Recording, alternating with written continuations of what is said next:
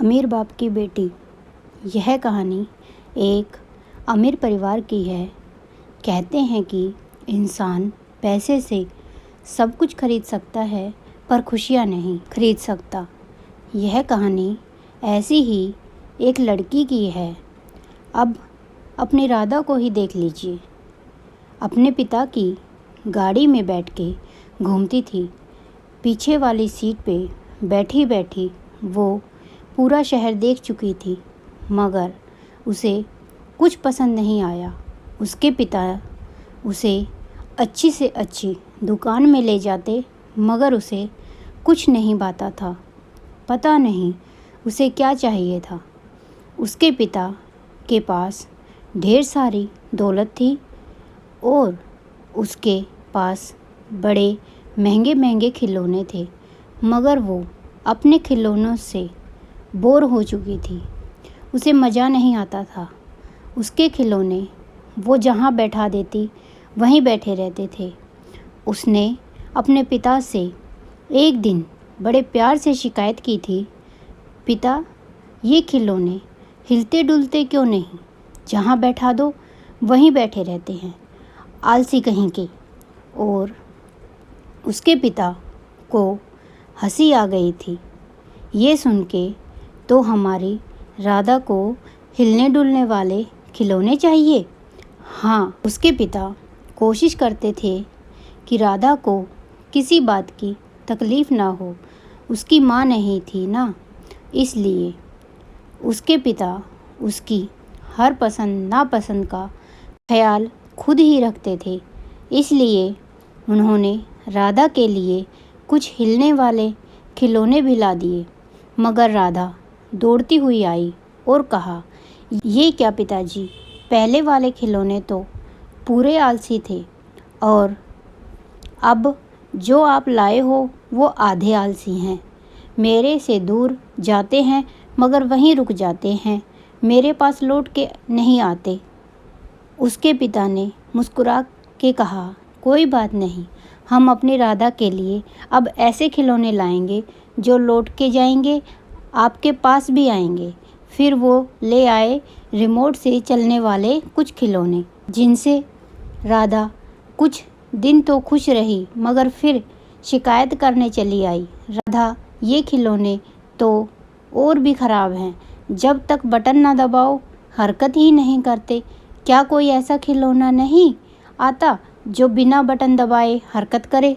उसके पिता को समझ में आ गया कि उसे कैसा खिलौना चाहिए। उन्होंने कहा, अभी आप बहुत छोटी हैं, थोड़ी बड़ी हो जाओ तो हम आपकी शादी कर देंगे, फिर आपका पति वैसी ही हरकत करेगा जैसी आप चाहोगे। उसके पिता उसे चिढ़ाते थे। वो मुंह फुला के अपने पिता से भी नाराज़ हो जाती थी और कहती थी, आपको पता है, आप मेरी शादी की बात करते हुए बिल्कुल अच्छे नहीं लगते। जाइए, मैं आपसे बात नहीं करूँगी। राधा मुंह फुला के पिछली सीट पे बैठी हुई थी। 8 साल की उम्र में भी गुस्सा उसकी नाक पे रहता था।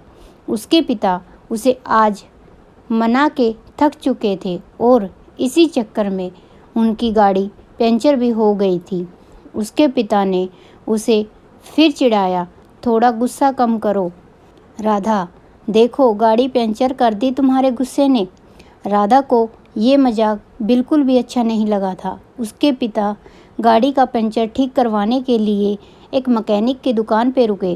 राधा का मुंह अब भी वैसे ही फूला हुआ था। तभी जैसे रबड़ को खींच के काफ़ी देर रखा जाए और फिर धीरे धीरे ढीला छोड़ा जाए तो रबड़ ढीला हो जाता है। जैसे रबड़ को आराम मिल गया हो, वैसे ही राधा का खिंचा हुआ चेहरा धीरे धीरे ढीला हो गया। उसकी आंखों में मुस्कुराहट आ गई थी। कुछ देख लिया था उसके मन में, जिसने उसे चेहरे पे रौनक ला दी थी। जो काम महंगे महंगे खिलौने न कर सके, वो मैकेनिक की दुकान पे काम करने वाले एक 10 साल के मैकेनिक ने कर दिया। देख रही थी कि किस तरह एक बच्चा जो उसकी ही उम्र का दिख रहा है, अपने काम में इतना माहिर है, उसके पिता की गाड़ी का पंचर वही ठीक कर रहा है। उसने देखते ही देखते झट से पंचर ठीक कर दिया था और अब वो उसके पिता से अपने काम के पैसे ले रहा था। उसके माथे पे पसीना था। राधा को उसका चमकता हुआ माथा बहुत अच्छा लगा। उसका चेहरा जैसे खिल सा गया।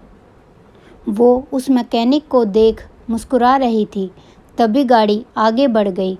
उसके पिता ने गाड़ी स्टार्ट कर दी थी और उन्हें कुछ पता भी नहीं चला कि उनकी गाड़ी के पंचर के साथ साथ राधा का गुस्सा भी ठीक हो गया है। मगर वो उस छोटे से मैकेनिक को ठीक से देख नहीं पाई थी। जाते हुए भी वह गाड़ी से बाहर देख रही थी। उस मैकेनिक ने भी राधा को देखा। वो सोच रहा था, क्या आराम की ज़िंदगी है। अगले दिन वो मैकेनिक अपने काम में मगन था। तभी उसने एक मीठी सी आवाज़ सुनी। ए मैकेनिक! वो एक पहिए की तिल्लियाँ कस रहा था। वो अपने माथे का पसीना पोंछते हुए पलट के देखता है तो देखता है कि वही लड़की खड़ी है जो कल गाड़ी में बैठी थी। मैकेनिक फिर अपने काम में लग गया। उसे पहिए जल्दी से कस के तैयार करना था और धूप उसके चेहरे पे ही पड़ रही थी, जिससे उसके माथे पे बार बार पोंछने के बावजूद पसीना आ जा रहा था। तुम्हारा नाम क्या है छोटे मैकेनिक? उसने पलट के देखा। उस लड़की के सवाल में उसे बस एक ही लफ्ज़ अच्छा लगा था, छोटे। आपको क्या ठीक करवाना है? कहते हुए वो वापस तिल्लियाँ कसने लगा। उसने देखा कि ये लड़की तो कुछ ज़्यादा ही हिम्मती लग रही है। वो उसके सामने रखे एक बड़े से टायर पे आके बैठ गई। उसने देखा कि उसके कपड़े रेशमी सिल्क के हैं। आपके कपड़े गंदे हो जाएंगे। उसे उसका नाम नहीं पता था, इसलिए वो इतना कह के रुक गया। राधा नाम है हमारा। वैसे पिता मुझे राधा ही कहते हैं। उसने अपने सूट के घेरे को समेटते हुए कहा। मुझसे कुछ काम है राधा? उसने पहिए की तिल्लियाँ कसते हुए ही पूछा। एक नाम पूछा था, वो तो तुमने बताया नहीं। राधा यहाँ भी शिकायत करने लगी। आपने कहा तो छोटे मैकेनिक। उसने बस यूं ही कह दिया। नहीं, मुझे अपना नाम बताओ। मैकेनिक तो तुम हो। वैसे इतना अच्छा काम कैसे सीखा तुमने? नाम अजय है और सीखा कुछ नहीं है, बस करता गया सीखता गया। अजय ने देखा कि राधा को पसीना होने लगा है। धूप तेज है। राधा ने अपने माथे का पसीना पोंछते हुए कहा, इतनी धूप में तुम कैसे काम करते हो? तुम्हें दिक्कत नहीं होती? दिक्कत तो होती है मैडम, लेकिन क्या करें, हमारी किस्मत में आराम लिख दिया जाए तो आप लोगों की गाड़ियों के पंचर कौन ठीक करेगा? ये तुम मुझे मैडम क्यों कह रहे हो? मेरा नाम राधा है। अच्छा नहीं लगा तुम्हें? अजय हंस देता है। राधा, जो अजय हंसता हुआ पहली बार दिखा था, उसे अच्छा लगा। हमारे लिए यह अमीर साहब और मैडम होते हैं। राधा ने वहीं पास में पड़ी रिंच उठा ली। मैं तुम्हारे मैडम नहीं हूँ। आइंदा मुझे मैडम कहा तो इसी से मारूंगी। अजय को उसका बचपना अच्छा लगा और इस तरह दोनों में दोस्ती हो गई। अब राधा अजय से मिलने आती तो घर से कुछ खाने के लिए भी लाती। अजय उसे दुकान के पीछे पेड़ के नीचे बैठा देता, जिससे उसे धूप ना लगे। दोनों खूब बातें करते खेलते। बीच में अगर अजय को कुछ काम आ जाता तो वो राधा को अपने कुछ औजार दे देता। राधा को अजय के औजार बहुत पसंद थे। वो उन्हें उठा के देखती। बीच में अजय को किसी औजार की ज़रूरत पड़ती तो वो आके राधा के हाथ से छीन लेता था। फिर राधा झूठ मूठ का गुस्सा हो जाती तो अजय अपनी जेब से एक नट निकाल के उसे दे देता। राधा ने इस तरह झूठ मूठ का गुस्सा दिखा दिखा के ढेर सारे नट इकट्ठे कर लिए थे। उसके बदले उसे अजय को ढेर सारे कंचे दिए थे और अपने सारे खिलौने भी धीरे धीरे अजय को दे दिए थे। अजय की दुकान में राधा के खिलौने और राधा के कमरे में अजय के नट बिखरे रहते थे। दोनों कब बड़े हो गए किसी को पता नहीं चला। उनकी दोस्ती एक अनकहे प्यार में बदल चुकी थी। ये बात दोनों जानते थे, मगर दोनों इस बात से अनजान थे। कई साल बीत गए। अब राधा के पिता उसके लिए रिश्ता ढूंढने लगे। राधा ने मना किया तो उसके पिता ने पूछा, क्यों नहीं करनी तुम्हें शादी? शादी तो सबको करनी होती है, मुझे नहीं करनी। बस आप मेरे पिता होके मेरी इतनी सी बात नहीं मान सकते? राधा अपने पिता को मनाना जानती थी, लेकिन उसके पिता भी कम नहीं थे। बचपन से उसकी हर हरकत को बड़े करीब से देखा था उन्होंने। वो जानते थे कि राधा का दिमाग कहीं और लगा हुआ है। इन्हीं नहीं तो किसी की बात के लिए वो इस तरह मना नहीं करती है। उन्होंने राधा के कमरे में जाके देखा। सब कुछ अपनी जगह था, बस उसके खिलौने नहीं रखे थे। और अगले दिन जब राधा अजय के साथ उसकी दुकान के पीछे पेड़ के नीचे बैठी खेल रही थी, तभी उसके पिता की गाड़ी अजय की दुकान के पास रुकी। उनकी गाड़ी फिर से पंचर हो गई थी। दुकान पे किसी को न पाके उन्होंने हॉर्न बजाया तो अंदर से अजय बाहर आया। उसने राधा के पिता को पहचान लिया। अब अजय को तो जैसे सांप सूंघ गया था। तभी उसके पीछे से राधा की आवाज़ आई, अजय जल्दी आओ, मैं तुम्हारे लिए कुछ लाई हूँ।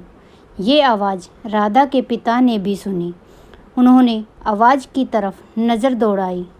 राधा तो नहीं दिखी, मगर उसके खिलौने अजय की दुकान के अंदर दिखाई दे गए।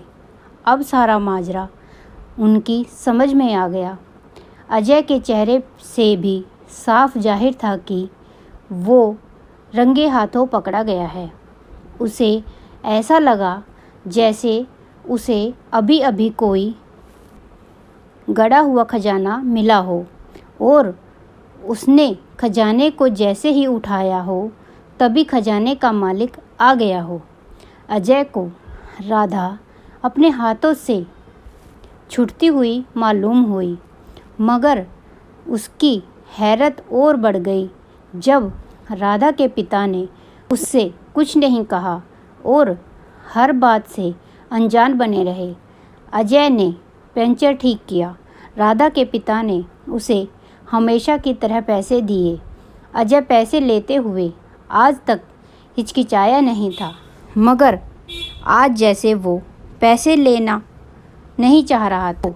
वो बस उसके पिता को देख रहा था, जैसे पूछना चाह रहा हो कि अब आप राधा को मुझसे छीन तो नहीं लोगे ना। राधा के पिता ने पैसे देने के लिए बढ़ाया हुआ हाथ वैसे ही रखा था।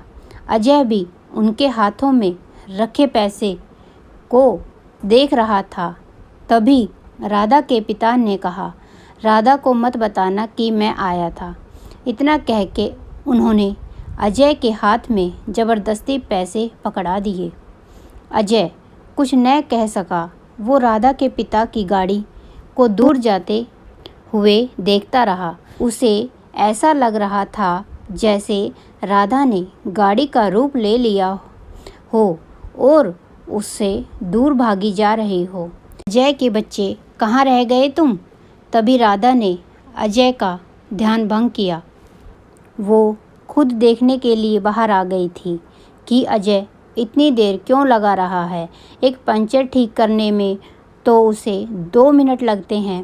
राधा ने अजय को जो जी में आया सुनाया। तुम्हें पता भी है, मैं तुमसे कुछ कहने वाली थी आज। अजय ने मुस्कुरा के सारी बात भुला दी, जैसे वो तैयार हो गया था राधा को खोने के लिए।